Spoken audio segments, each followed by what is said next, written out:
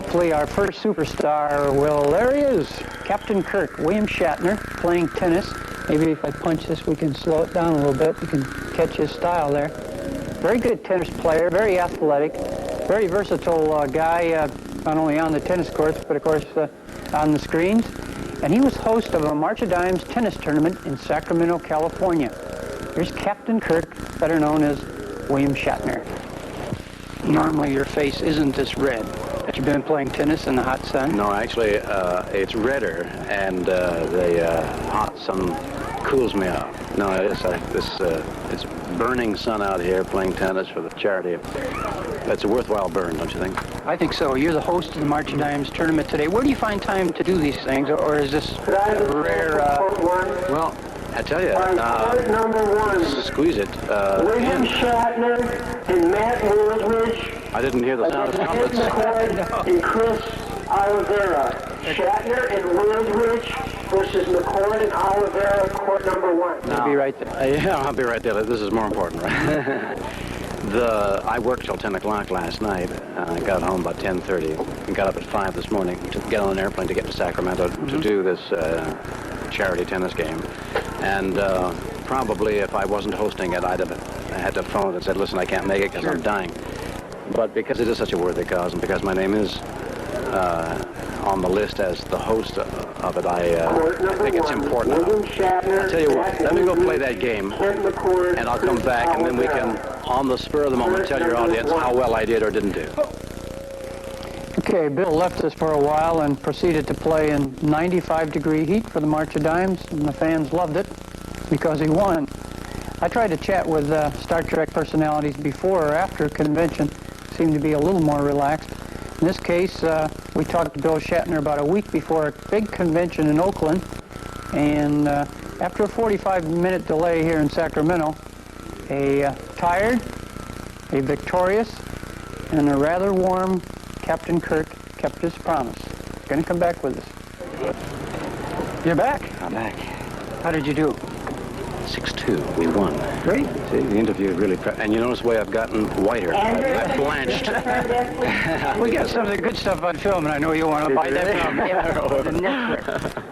Let's talk real quickly for the Star Trek fans. Sure. Get that out of the way, because I know you grow weary of answering questions about the series, well, but it's all right. Perhaps we can eliminate some of them when you come to Oakland there. I doubt it. I do too, but we'll play it over the air, maybe a couple. What about the movie? How do you feel about that? If they make it, and are you willing to do it? No, it's going to be made. I've signed a contract. I've been partially even paid. And when the studio partially pays you, they put their film where their money is. Okay. So it's going to be made in the winter.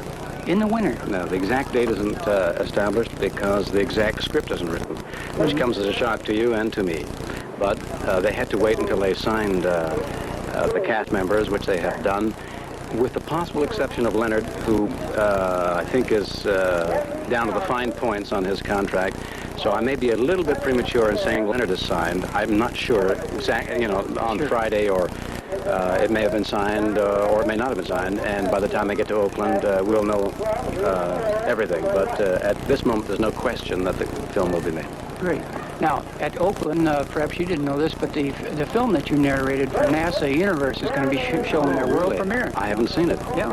That's great. I'll look forward to seeing it. Do you grow tired of these Star Trek conventions, or you really don't attend that many, do you? No, I don't. No, I don't go. I don't get tired of them. I got to tell you, it's an exhilarating and frightening experience to face thousands of people without having any prepared material. I mean, you go on stage and it's a question and answer period for maybe an hour, and I feel obligated to amuse and interest and sway the people, because some of them have paid their money to come and see me, as well as the others and the other things there are to see at a convention. But it's quite a exhilarating thing. I mean, you're stepping off a precipice, you know? It's fascinating to me. After being at a few conventions, they want to know what mouthwash you use and what size shoes you wear. Really. And I wear a Listerine shoe, and I mouthwash a 9.5. Right. And now they won't be in Oakland, right?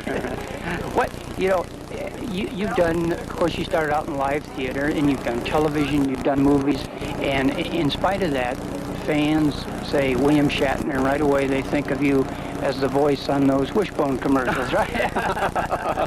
No, I mean, Star Trek, was there a period of time where it bothered you that a lot of folks just thought of you as Captain Kirk?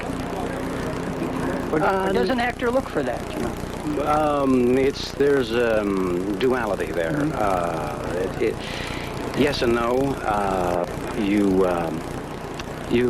One can only really achieve fame as an actor, popularity as a personality. That's a better way of putting it. One can only achieve popularity as a personality by being linked with a particular character. Everybody that is box office is known for something. And my thing, at least in this present day, is Captain Kirk. I'm in the process, for example, of playing a elegant killer on Columbo. A marvelous part, and it's Peter Falk and myself composed the show. I'm about to go into a movie with Sophia Loren, and right after that, and on my way from Oakland, I will continue on to British Columbia, where we're going to shoot the film for 2 months. Then I'm going on a college tour and talking about Star Trek and with a show, with a 2-hour show. Then I come back in the winter and do a film, a multi-million-dollar, large-budget film. Now, that's a lot of activity, and that activity might not have been generated if it hadn't been for Star Trek, but it also couldn't have been sustained if it hadn't been for me, whatever talents I can bring to bear. So it's a combination of two things. I'm an actor, and it turns out I'm a personality as well, and it seems to be necessary to have those two things, and I really don't mind it. Out of all the cast members, I think that while they were all typecast, you have worked and done more things than perhaps any of them. Well, I was before Star Trek. Yeah. I was a very busy actor before Star Trek, and I was after Star Trek. So I'd like to think that Star Trek aided and abetted me, but was not the only reason for any success I might caught you on one of the old thrillers with Karloff, and Yeah. you did some of the early a lot Rod of film, a Serling lot of things. live television that the people would have seen. Of course, a lot of theater on Broadway in Canada, live television out of New York, and radio even. It all started in Canada, right? Yes, I come from Montreal. I worked out of Montreal and on to Toronto, even in Ottawa, a repertory company for a couple of years, and then into New York. Okay, one last question, and then I'll let you go. When the Star Trek movie comes back, and it's coming back, what will that do to the whole Star Trek cult again? I mean, it seems to be snowballing now. It is indeed. It's assuming phenomenal proportions, the growth of the Star Trek cult. Well, I think my assessment, and of course anybody's guess is as good as anybody's. Anybody watching can make a guess, and it's equally valid for my guess. My guess is, if the movie is successful, which I think depends on whether it's good, it will start another whole movement, and it may result in a series of movies like the James Bond movies, which is a possibility. If it's really good box office, it really hits. If it's a mediocre hit, it then might become another series. If it's a failure, everybody will tuck it away, and old Star Trek people don't die. They only... The timing is certainly right. You have Logan's Run Out, Future World, and... there's a whole spate of science fiction movies. My fear is that we won't catch it at its tail end. Shatner was a smash at the tennis tournament. And then a week later, he helped draw some 10,000 Star Trek fans to a convention in Oakland.